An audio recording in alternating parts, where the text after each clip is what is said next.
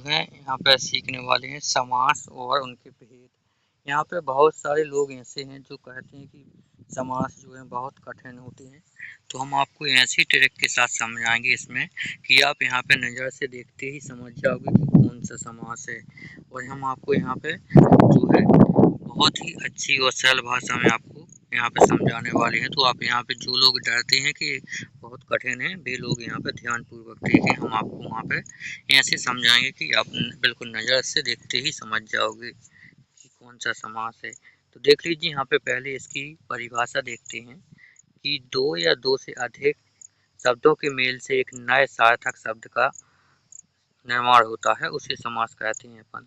यानी दो या दो से अधिक भी शब्द यहाँ पे एकजुट हो जाते हैं, यानी मिल जाते हैं आपस में, उनसे जो नए शब्द बनते हैं उनको समास कहते हैं। ठीक है। तो अब इसके यहाँ पे जो है समास के 6 भेद हैं। यहाँ पे आपको बता दें तो समास के 6 भेद होते हैं। ये कभी भी पूछा जाता है कि समास के कितने भेद होते हैं, तो 6 भेद होते हैं, आपको ये ध्यान रखना है। इसके बाद यहाँ पे आपको बता दूं तो जो प्रतियोगी परीक्षा में जो शब्द तय करके सीधे समास उनका नाम पूछा जाता है कि यहाँ पे कौन सा समास है, शब्द देकर आपको पूछा जाता है, परीक्षाओं में जा जाता है। तो चले इन्हें 2 सेकंड में पहचानने की एक जादुई ट्रिक हम आपको समझाते हैं। जादुई ट्रिक से कि आप यहाँ पे 2 सेकंड में सिर्फ नज़र से देखोगे और तुरंत बोल दोगे कि हाँ ये समास है इसमें।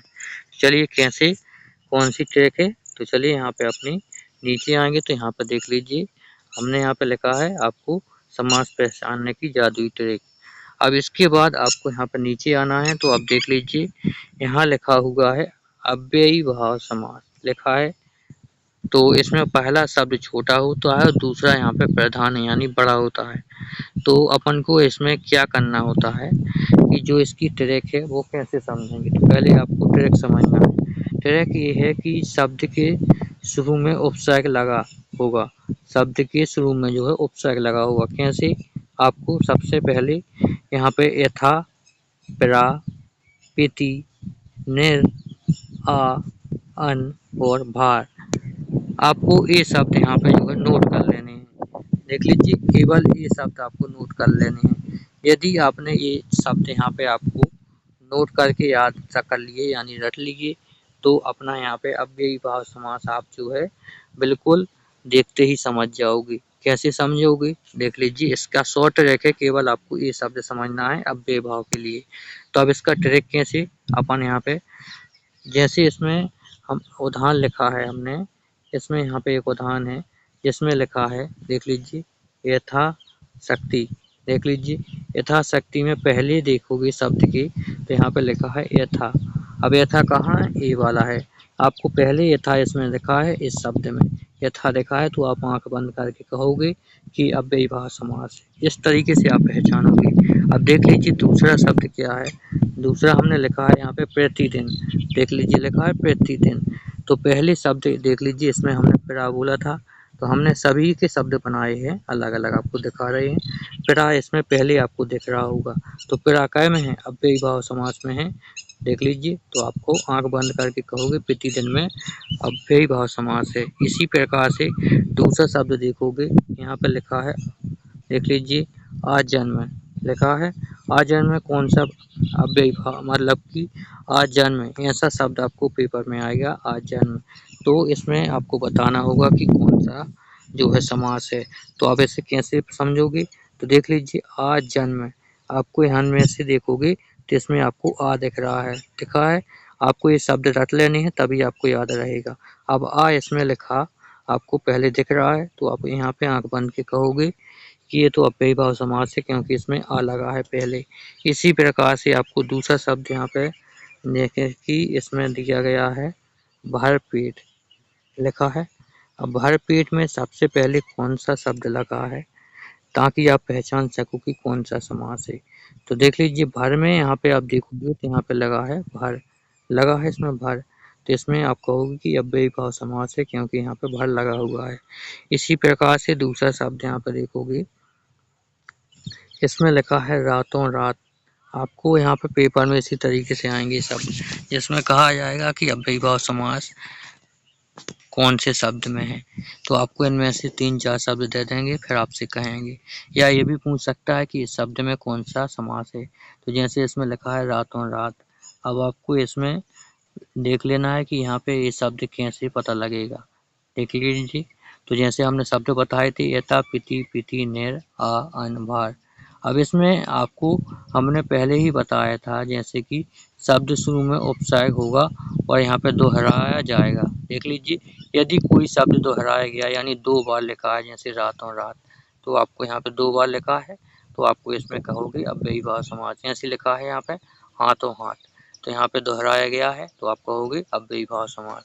अब ये शब्द हमने इसलिए आपको दिया है क्योंकि बहुत सारे लोग पे कन्फ्यूजन होने लगते हैं, तो यहाँ पे कन्फ्यूज ना हो इसलिए हमने यहाँ पे आपको ये 2 अलग से शब्द इसमें जोड़ दिए। बाकी इसमें आप कन्फ्यूज नहीं होगे क्योंकि यहाँ पे एक एक शब्द हमने यहाँ पे आपको बताया है।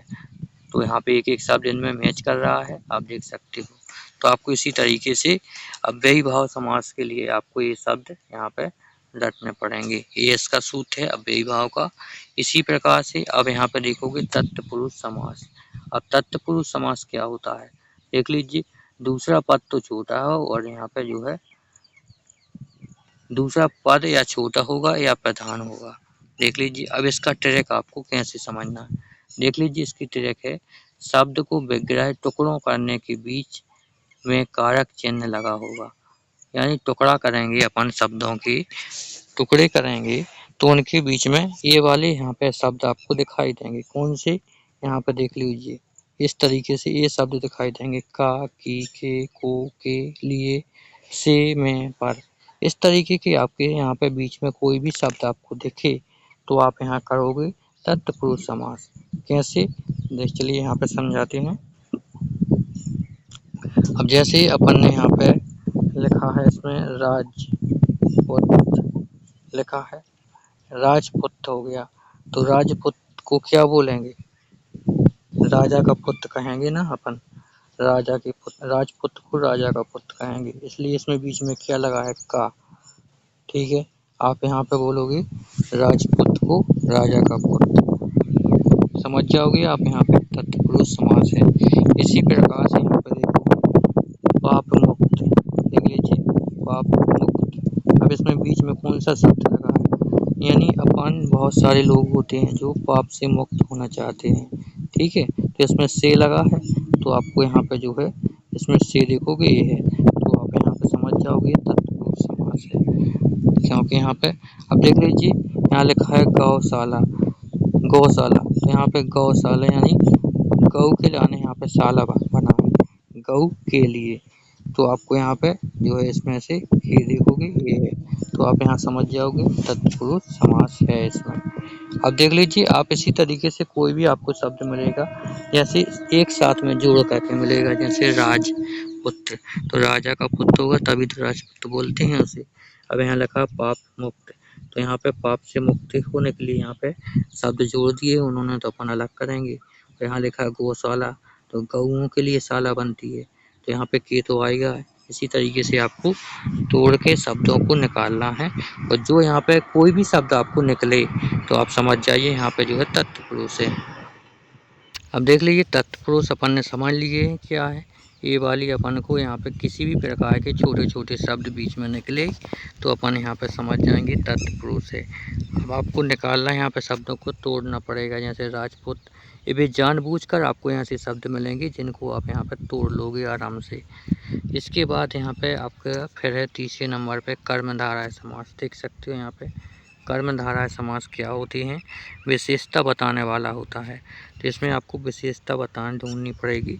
जैसे यहाँ पे लिखा है पहला पद दूसरे पद की विशेषता यानी तारीफ बताता है, यानी एक व्यक्ति दूसरे व्यक्ति की तारीफ करता है, तो आपको वही देखना है कि यहाँ पे तारीफ कहाँ हो रही है। जैसे विग्रह करने पर बीच में है जो या के समान आता है, यहाँ पे ऐसे शब्द आपको देखने हैं। तो देख लीजिए यहाँ पे आपको यहाँ पे उदाहरण में बता गया है। उदाहरण देखेंगे अपन, चरण कमल, ठीक है, कमल के समान चरण आपको दिख रहे हैं यहाँ पे। इस तरीके से आप देखोगे। इनमें क्या देखना है आपको, यहाँ पे आपको बीच में है जो या के समान आपको ये देखना है। जैसे चरण कमल, यहाँ पे चरण कमल यानी कमल के समान चरण। यहाँ पे जो है यहाँ से नील कमल यानी नीला है जो कमल, समझ रहे हो। इसी प्रकार से है महात्मा यानी महान आत्मा, जो आपको इस तरीके से यहाँ पे आपको देखना है। तो इस तरीके से आपको शब्द यहाँ पे मिलें तो आप तुरंत ही समझ जाइए कि यहाँ पे कर्मधारय समास हैं, क्योंकि यहाँ पे ऐसे ही लोगों की यहाँ पे होती है जो यहाँ पे जो है सम्मान या बीच में यहाँ पे अलग अलग करके आपको जो है पता नहीं होते हैं। जैसे एक दूसरे चरण है जो कमल के समान, नील कमल यानी नीला है जो कमल, महात्मा महान है जो आत्मा। इस तरीके से आपको देखना है। अब आता है अपना जो है द्विगु समास। तो चलिए द्विगु समास क्या है देख लीजिए। अब आपको लास्ट में इससे भी आपको सरल बताएंगे हम ऑप्शन, तो आपको वीडियो लास्ट तक देखना है और इस वीडियो को सेव करके रख लेना ताकि आपकी जो है हमेशा काम आए और आप ट्रिक से अपने जो है सभी को याद रख सकें। तो अब द्विगु समास में देख लीजिए, इसमें है इस समास पर पहला पद हमेशा कोई भी नंबर या गिनती होता है, समूह को बोध कराता है, यानी आपको इसमें केवल गिनती देखनी है। तो देख लीजिए ये बिल्कुल सरल है। जैसे आपको गिनती देखनी है, जैसे यहाँ लिखा है 21, 22, 23, 24 यहाँ पे लिखा है। अब गिनती कैसे देखोगे, आपके सामने यहाँ पे हमने उदाहरण में लिखा है, देख लीजिए यहाँ पे त्रिलोचन। तो यहाँ पे ती लिखो लोचन, ती यानी 3, ती यानी 3, यहाँ पे त्रिलोचन होता है। आपको गिनती निकाली, इसमें से 3 गिनती के निकले। इसी प्रकार से आप यहाँ पर और शब्द यहाँ पे देखोगे, यहाँ लिखा है चौराहा, देख लीजिए चौराहा। चौराहा आप बोलोगे तो यहाँ पे 4 की गिनती निकलती है। इसी तरीके से आपको गिनती निकालनी है। जैसे यहाँ पर लिखा है 9 ग्रह है यानी 9 लिखा है यहाँ पे, ठीक है, 9 निकल रहे हैं यहाँ पे 9। तो आपको इसी तरीके से देखनी है। तो जब भी ऐसी गिनती वाले शब्द निकले तो आप जो है यहाँ पे तुरंत आंख बंद करके बोलोगे ये तो द्विगु समास है, ठीक है। इसी प्रकार से आपको सामने यहाँ पे आते हैं द्वंद्व समास, यानी दोनों पद प्रधान होते हैं और विरोधी होते हैं एक दूसरे के। ये आपको यहाँ पे द्वंद्व पद यहाँ पे देखने हैं।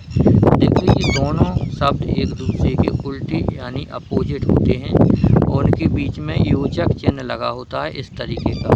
देख लीजिए यदि आपको इस तरीके का चिन्ह लगा होगा दिखे तो आप यहाँ पे देख लीजिए विक्रय या फिर या आपको यहाँ पे इसमें 2 शब्द देखने हैं। देख लीजिए द्विगु में आपको केवल 2 देखने होते हैं चिन्ह। देख लीजिए क्या, या तो आपको या लिखा मिले और या फिर आपको जो है इस तरीके का आइकन बना हो गैप का। तो आपको ये 2 शब्द देखने हैं।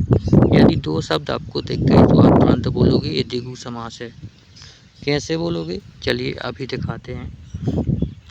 अब जैसे उदाहरण में अपन ने यहाँ पर देखा, यहाँ लिखा है माता और पिता, इनके बीच में आपको इस तरीके का गैप लिखा होगा, मिला जैसा हमने कहा था मिला, तो आप तुरंत यहाँ पे कहोगे ये द्वंद्व समास है। इसी प्रकार से आपके सामने और आगे अपन आते हैं। यहाँ पर देख लीजिए यहाँ लिखा है सुख दुख, इसमें आपको इस तरीके का गैप मिला, लगा है इस तरीके का चिन्ह, तो आप तुरंत बोलोगे ये तो द्वंद्व समास है। इसी प्रकार से आपके सामने और यहाँ पे आएंगे, यहाँ लिखा है पाप और पुण्य, तो इनके बीच में देखोगे इस तरीके का गैप लगा तो आप कहोगे यहाँ लगा है, तो आप तुरंत यहाँ पे कहोगे ये तो यहाँ पे द्वंद्व समास है। इसी प्रकार देख लीजिए यहाँ पे आपको इस तरीके से यहाँ पे मिलेगा पाप या पुण्य, तो आप यहाँ पे या लगा है इसके बीच में, लगा है या नहीं लगा है, तो आप कहोगे ये भी द्वंद्व समास है। इसी तरीके से आपको जो है पहचानने हैं। आप यहाँ पे देखोगे बहुव्रीहि समास, ये भी बिल्कुल यहाँ पे बिल्कुल सरल है यहाँ पे बहुव्रीहि समास भी। तो देख लीजिए यहाँ पे आपको भगवान या तीसरा अर्थ निकालने वाले शब्द यहाँ पे मिलेंगे, अटपटे शब्द मिलेंगे जो आप तुरंत समझ जाओगे।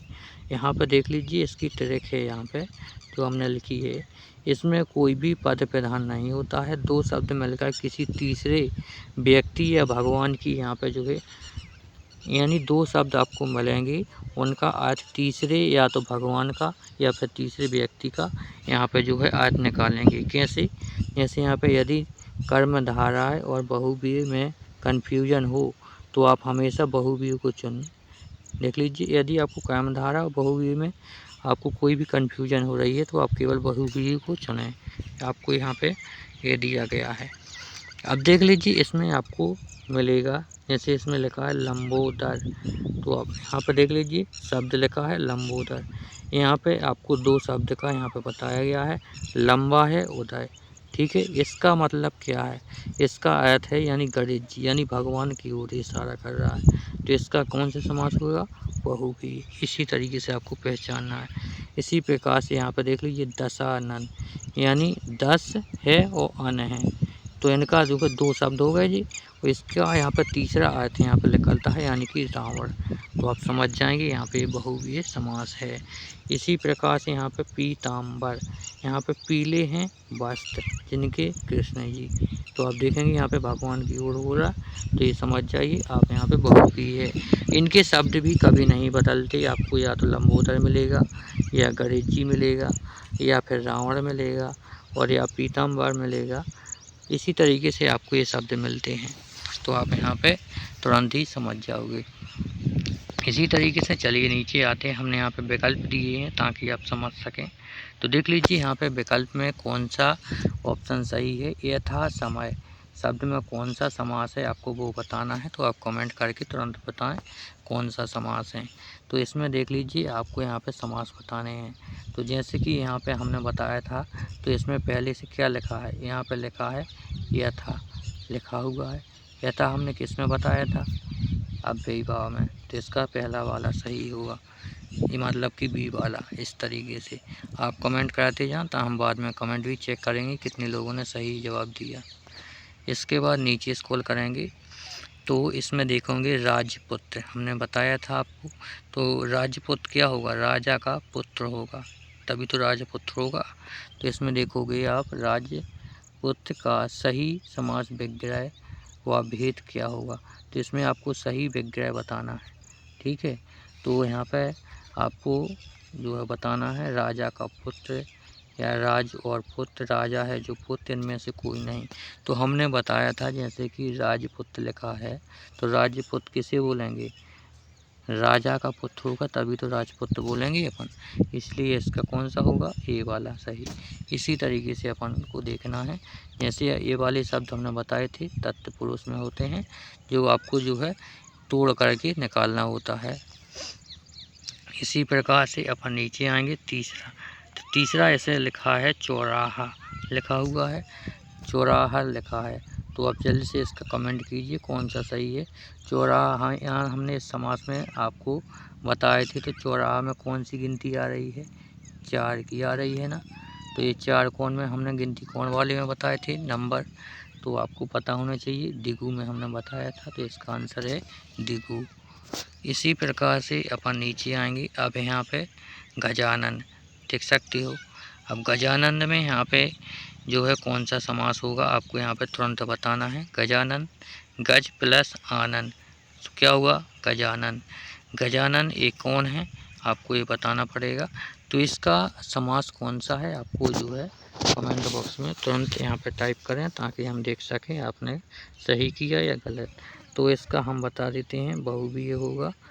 देख लीजिए यहाँ पर जो है 2 शब्द मिलकर तीसरे शब्द को इशारा कर रहे हैं, यानी गजा और प्लस नन, यानी ये तीसरे शब्द की ओर इशारा कर रहे हैं। कैसे कर रहे हैं चलिए आपको यहाँ पर दिखाते हैं। तो देख लीजिए इसमें हमने उदाहरण दिया लिखा था गज के प्लस समान, यहाँ पे हो गया गजानन। तो इस यानी यहाँ पे गणेश जी का यहाँ पे जो है यहाँ पे उपचारण हो रहा था 2 शब्द से मिलकर, गज और प्लस आनंद, यानी 2 शब्द को मिला करके तीसरे शब्द गणेश जी का यहाँ पे जो है उपचारण हो रहा था। इसी प्रकार यहाँ लिखा है दिन और रात, इनमें कौन सा समास है आपको बताना है। तो दिन और रात में हमने बताया था कि यहाँ पे आपको इस तरीके का कोई गैप मिले, यानी इस तरीके का चिन्ह मिले, तो इसमें हमने कौन सा समास बताया था आप बताइए। इनमें से 4 ऑप्शन है, आप कमेंट करके बताएंगे कौन सा हमने बताया था। यदि आपको थोड़ा बहुत भी यहाँ पे याद हुआ होगा, समझ में आया होगा, तो आप बता देंगे। तो जिसमें हमने बताया था द्वंद्व समास, यानी सी वाला, आप कमेंट करके बताते जाएं, हम बाद में चेक करके रिप्लाई देंगे कि सही है या नहीं। इसी तरीके से आपको नीचे करना है स्क्रॉल। अब नीचे स्क्रॉल करोगे तो यहाँ पर देख लीजिए लिखा है लंबोदर। तो यहाँ पर लंबोदर में कौन सा समास है ये आपको बताना है। लंबोदर में कौन सा समास है देख लीजिए। तो यहाँ पर दो शब्द हैं, यहाँ पर लम प्लस बोदर, लंबोदर यानी किसका यहाँ पे जो है उच्चारण हो रहा है। तो यहाँ पे आपको पहले ही हमने बताया था गणेश जी का यहाँ पे हो रहा है या नहीं हो रहा, लंबो प्लस दर। तो यहाँ पे लंबोदर यानी बहुव्रीहि समास होना चाहिए इसका, क्योंकि यहाँ पे गणेश जी का हो रहा है। दो शब्द मिल गए, तीसरे का उच्चारण। चलिए नीचे देखते हैं उदाहरण। तो यहाँ पे जैसे ही हमने बताया था यहाँ पे बहुव्रीहि समास है। तो यहाँ पे देख लीजिए, यहाँ पे लंबो प्लस दर, यहाँ पे यानी लंबो प्लस दर दो शब्द मिलकर गणेश जी के लिए यहाँ पे जो है उच्चारण हो रहा था। इसी प्रकार यहाँ पे लिखा नीलकंठ यानी नीला है जो कंठ, कौन सा समास है आपको यहाँ पे बताना है। देख लीजिए अव्ययी कर्मधारा है और जो है दिगु दो द्वंद्व। तो आपको इस तरीके से यहाँ पे देखना है। देख लीजिए तो इसमें होगा अपना, जैसे मान लीजिए आपको नहीं पता, यदि आप भूल भी गए हैं तो आपको बताएंगे। तो यहाँ पे जैसे नीला या कंठ तो हमने बताया था यह था, इस तरीके से कोई भी शब्द लिखा होगा तो अब भी लिखा होगा। तो देख लीजिए इसमें नहीं लिखा तो इस आप क्लोज करेंगे, क्योंकि यहाँ पर अब भी भाव होगा नहीं। हमें तो पता है लेकिन हम आपको पहचानने के लिए बता रहे हैं। जैसे यहाँ पर लिखा है द्वंद्व, तो द्वंद्व में इस तरीके का चिन्ह लगा होता है तो वो भी नहीं है, तो इसलिए इसे को भी काट दीजिए। इसी प्रकार से दिगु समास होता है, जो दिगु में यहाँ पे गिनती का उच्चारण होता है, जैसे कोई 2 3 4, तो यहाँ पे गिनती का उच्चारण नहीं हो रहा है इसलिए इसको भी कट करेंगे। अब बचा कर्मधारय समास, तो यही सही होगा। तो अपना यहाँ पे जो है कर्मधारय समास सही है। इस तरीके से भी आप यहाँ पे पहचान कर सकते हो। तो हम आपको सभी ट्रिक आपको बताने वाले हैं, तो आपको ध्यानपूर्वक देखते रहना। देख लीजिए यहाँ पे नीला है कंठ जो यहाँ पे बताया गया था। अब इसी तरीके से यहाँ पे बताया गया है आठवां भी है। तो देख लीजिए आठवां में यहाँ पे बताया गया पुण्य, पाप पुण्य का समास विग्रह क्या है।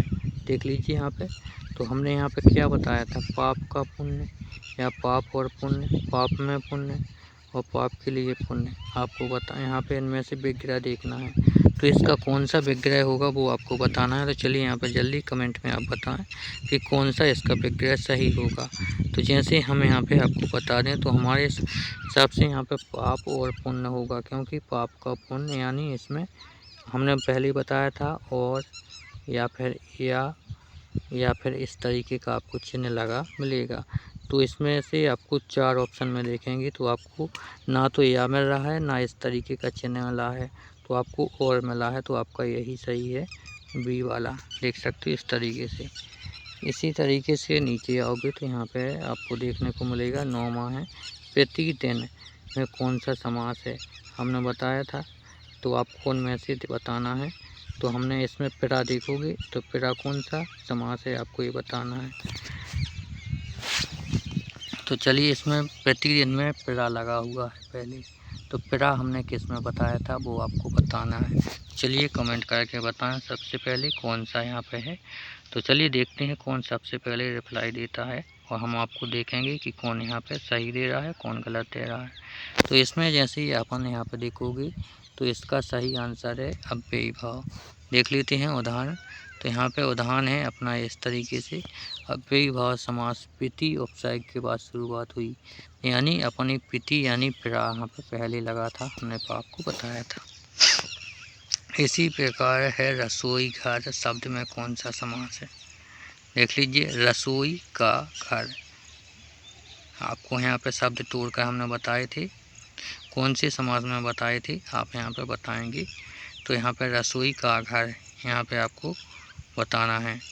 तो जैसे हमने यहाँ पे बताया था रसोई का घर यानी का की, इस तरीके के हमने शब्द बताए थे आपको। तो इसमें का आता है यानी रसोई का, तो इसमें होगा तत्पुरुष। आपको इस तरीके से चेक कर लेना है। तो चलिए देखते हैं। तो इसमें भी बताया गया है तत्पुरुष समास, देख लीजिए। और यहाँ पे जो है रसोई के लिए यहाँ पे जो है के की को इस तरीके से शब्द बताए थे वे आए, तो आपका यहाँ पे जो है यहाँ पे तत्पुरुष समास होता है।